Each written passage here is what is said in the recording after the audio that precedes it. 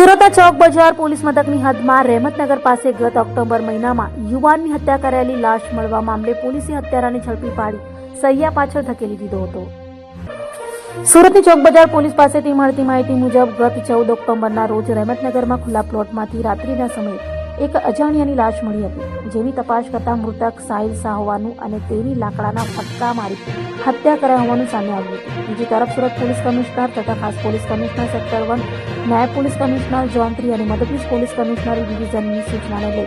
PI Chaudhary અને PSI મકરાણી પેટ્રોલિંગમાં હતી ત્યારે અનારના હેડ કોન્સ્ટેબલ નિલેશ અને પ્રવીણસિંહને મળેલી બાતમીના આધારે હત્યારા ગણેશ ચંદ્રશેખર ઉર્ફે મીઠુ બીજલ ઉલયને ઝડપી પાડ્યો હતો તો મૃતક મોબાઈલ ઝૂંટવા આવતા તેને લાકડા વડે માર મારતા મોત થયું હોવાનું હત્યારાએ કબૂલાત કરી હતી। હાલ તો ચોક બજાર પોલીસે હત્યારાની ધરપકડ કરી વધુ તપાસ હાથ ધરી છે।